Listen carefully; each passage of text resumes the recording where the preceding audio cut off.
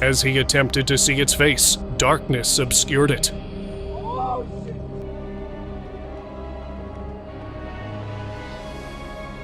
Again moments later, the beam kept showing up, and it didn't look like a type of moment, a glitch in the Matrix, a way of describing unexplainable events that's...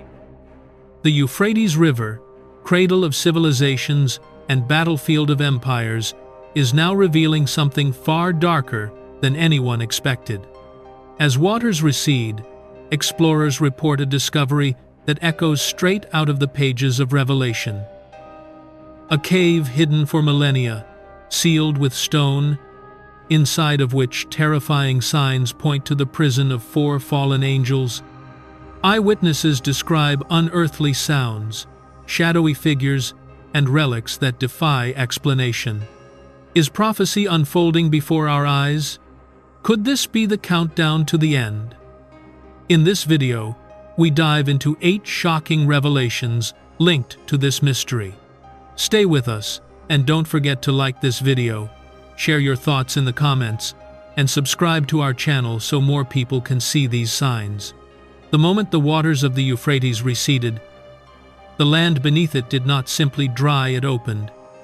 What had been hidden under flowing water for thousands of years stood exposed like a wound in the earth. At the center of the revealed riverbed was a structure no map had ever recorded.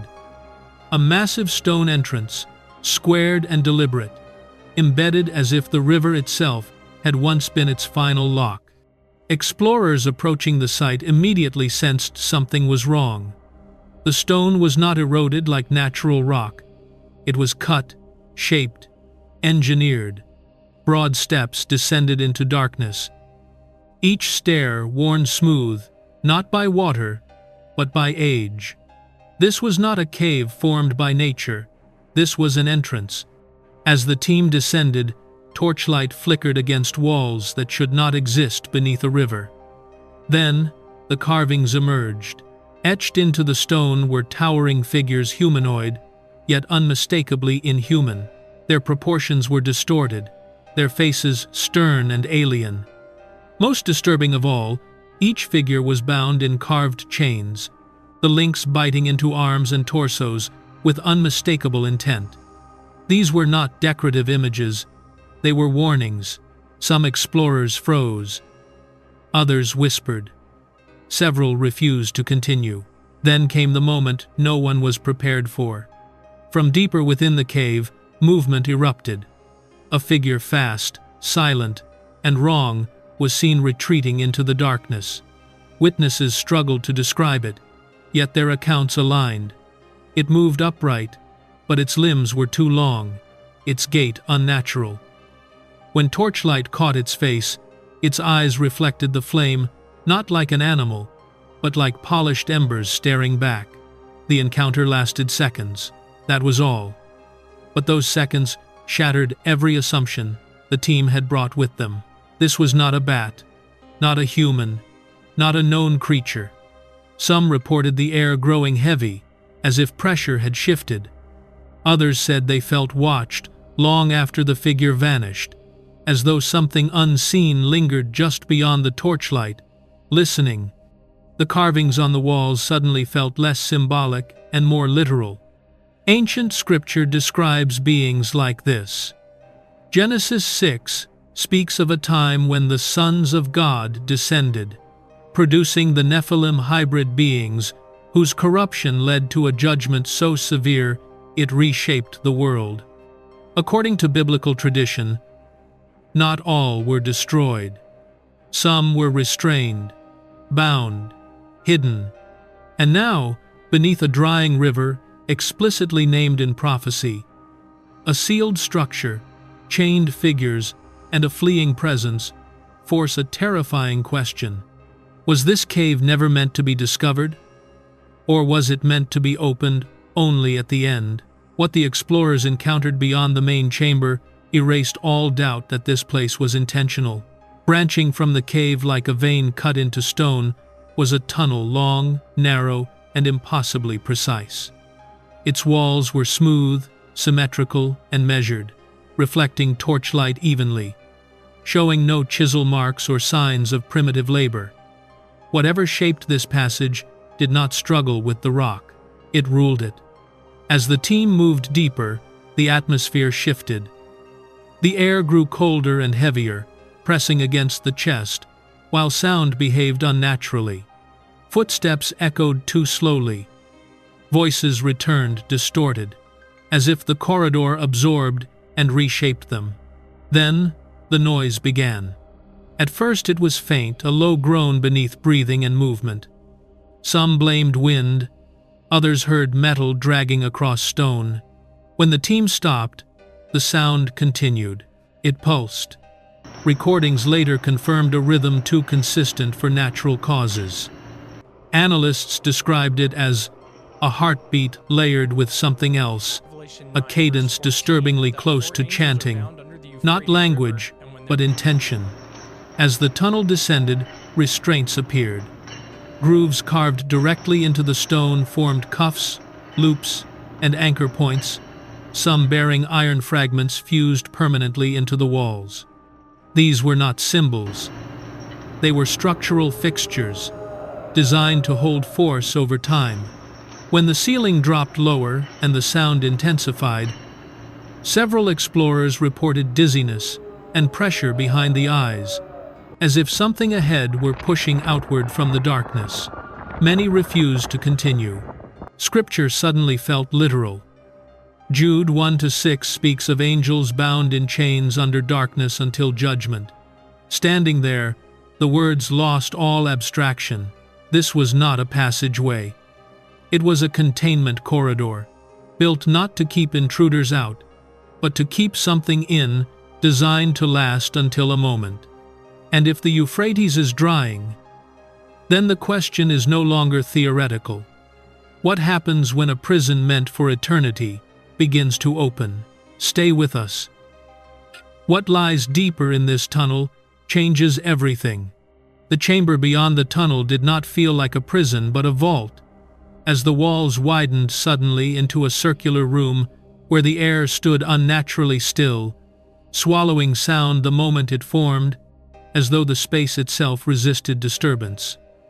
At the center sat several chests, low and heavy, deliberately arranged rather than scattered, evenly spaced and facing inward, as if guarding something unseen. These were not crude containers. Each chest was reinforced with thick iron clasps, fused shut by heat, not corrosion, while the wood beneath, despite its age, showed no signs of rot. Mineral buildup suggested extreme antiquity. Yet the preservation defied neglect, indicating intentional protection rather than abandonment. When one chest was finally forced open, the atmosphere shifted. Inside lay weapons and regalia that should never have coexisted. Ancient swords with blades too refined for their era, fragments of crowns set with stones no longer mined, and ornaments crafted in styles spanning civilizations separated by centuries. These were not spoils of a single kingdom, but artifacts gathered across time, assembled with purpose. More unsettling than the objects were the inscriptions carved into them. The symbols were unfamiliar, neither Aramaic, Sumerian, nor Akkadian, and yet they repeated across different artifacts with consistent structure, as if written according to rules outside known human language. Linguists later admitted the markings did not evolve from any recognized script. They appeared introduced, not developed. Then came the light. Witnesses reported a faint golden luminescence pulsing from the metal itself, not reflecting torchlight and not biological, but internal, like heat without warmth. The glow faded and returned in slow intervals, synchronized across multiple artifacts, as if responding to an unseen signal. This discovery revived an ancient warning preserved outside the Bible. Islamic tradition speaks of the Euphrates, uncovering a mountain of gold so coveted that humanity would destroy itself over it, leaving only one survivor out of every 100. Whether literal or symbolic, the meaning felt uncomfortably clear within that chamber. In the modern world, Power is no longer defined by gold alone, but by resources capable of destabilizing nations. Oil, rare earth elements, technology, and systems that fuel global conflict. Revelation 18 describes merchants mourning lost wealth rather than lost lives as judgment falls. The chamber did not feel like a treasury. It felt like bait. These artifacts were not hidden to preserve history, but to delay consequence, sealed away until humanity reached a moment when greed would outweigh restraint. And if the river has finally surrendered what it was meant to conceal, then the question is no longer what these treasures are worth, but what they are meant to trigger. Beyond the chamber of relics, the passage narrowed and twisted downward into a space the explorers would later describe as the most disturbing of the entire expedition. A cavern that did not feel constructed but buried, as if something had been deliberately sealed away and abandoned to time. When torchlight swept across the stone, it revealed bone, not scattered fragments, but massive articulated remains embedded directly into the rock, the most prominent structure resembling a humanoid rib cage so oversized and distorted that each arch rose higher than a standing man. Its proportions too upright, too deliberate, and too human to belong to any known species. Measurements taken on site unsettled even the most skeptical observers, as proportional scaling indicated a being that would have stood far beyond recorded human height, dominant in stature and anatomically incompatible with modern biology, leaving no room to dismiss the structure as deformation rather than design. As the excavation widened, the discoveries became increasingly unsettling, with nearby fossils emerging that were clearly not humanoid, including massive vertebrae, elongated skull fragments, and jawbones bearing serrated impressions later identified by paleontologists as belonging to prehistoric reptiles, officially dated to eras long predating humanity. Yet these remains were embedded within the same sealed cavern, in the same geological layer, without evidence of reburial or later intrusion, a convergence that shattered the accepted separation between humans, giants, and prehistoric beasts, and fractured the timeline taught for generations. Ancient texts describe a world like this with unsettling clarity. As Genesis 6-4 speaks of giants who once walked the earth, beings whose immense size and corruption culminated in a judgment so severe that it reshaped creation itself, a judgment that felt less like myth and more like aftermath. While standing among bones too large to ignore and creatures too ancient to explain, the atmosphere within the cavern intensified the unease, as several team members reported nausea, vertigo, and an oppressive sense of dread, describing the space as a mass grave that resisted sound and felt never meant to be reopened. No tools, weapons, or signs of habitation were found, reinforcing the realization that this was not a battlefield but an erasure, a containment zone where remnants of a forbidden era were sealed beneath stone and water until history itself forgot they existed.